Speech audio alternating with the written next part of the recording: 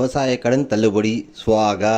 ஆட்சி அமைக்கிறதுக்கு முன்னாடி தாவேகா தலைவர் விஜய் அவர்கள் 5 ஏக்கருக்கு குறைவா யாரெல்லாம் விவசாய நிலம் வச்சுக்கிறாங்களோ விவசாய கடனை முழுசா தள்ளுபடி பண்றேன்னு வாக்குறுதி கொடுத்தாங்க. இப்போ என்ன சொல்லியிருக்காங்கன்னா 50,000 ரூபாய் யாரெல்லாம் விவசாய கடன் வாங்கியிருக்காங்களோ அவங்களுக்கு மட்டும்தான் முழுமையா நான் விவசாய கடனை தள்ளுபடி பண்ணுவேன் அப்படின்னு சொல்லியிருக்காங்க. அதுலயும் நிறைய கிரைட்டீரியா வச்சிருக்காங்க. அந்த ஸ்கிரீன்ஷாட் நான் அட்டாச் பண்ணிருக்கேன், நீங்களே பாருங்க. குறு விவசாயி, சிறு விவசாயின்னு இந்த மாதிரி கிரைட்டீரியா வச்சு இந்த மாதிரி தான் நான் கடனை தள்ளுபடி பண்ணுவேன்னு சிஎம் விஜய் அவர்கள் சொல்லியிருக்காங்க. இப்போ நடக்கிறது தாவேகா ஆட்சியா இல்ல திமுக ஆட்சியானே எனக்கு ஃபர்ஸ்ட் புரியல. ஏன்னா திமுக இந்த மாதிரி தான் அறிவிப்புலாம் பயங்கரமா இருக்கும். நாங்க இப்படி பண்ணிடுவோம், நாங்க அப்படி பண்ணிடுவோம் அப்படின்னு டைலாக்லாம் விடுவாங்க. கடைசியில வேற மாதிரி விடுவாங்க அறிக்கையெல்லாம். இப்பயும் அதே தான் நடந்திருக்கு. நான் 5 ஏக்கருக்கு கீழே யாரெல்லாம் கடன் வாங்கியிருக்காங்களோ மொத்தமா நான் தள்ளுபடி பண்ணுவேன்னு சொன்னாங்க. ஆனா இப்போ 50,000 குறு விவசாயி, சிறு விவசாயி கிரைட்டீரியா வச்சு அந்த ஸ்கிரீன்ஷாட்லாம் அட்டாச் பண்ணியிருக்கேன் பாருங்க. இது மக்கள் ஏன் இப்படி இருக்காங்கன்னு தெரியல. சீமான் அவர்கள் தெருவா போய் கத்துனாரு.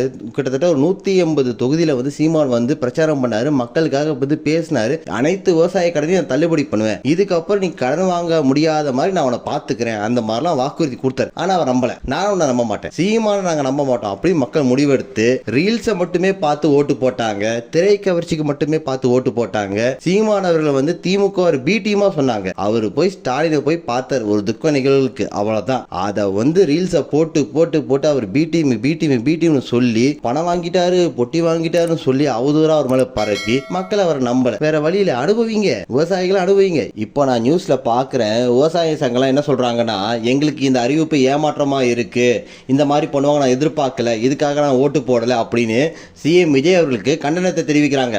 ஓட்டு போறதுக்கு முன்னாடி யோசிச்சிருக்கலாமே, ரீல்ஸை மட்டுமே பார்த்து நம்பி ஓட்டு போட்டா இந்த மாதிரி தான் நடக்கும்.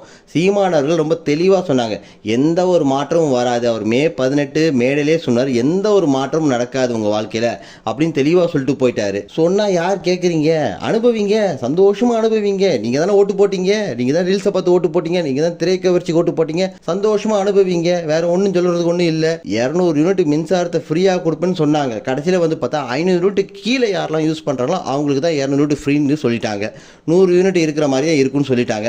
என் வீட்டு கரண்ட் பில்லுக்கும் நான் செக் பண்ணி பார்த்தேன், என் வீட்டில் பார்த்தா 800 யூனிட் ஓடுது கரண்ட் பில். அப்போ நான் அப்ளிகபிள் கிடையாது, நான் எலிஜிபிள் கிடையாது அந்த விஷயத்துக்கு.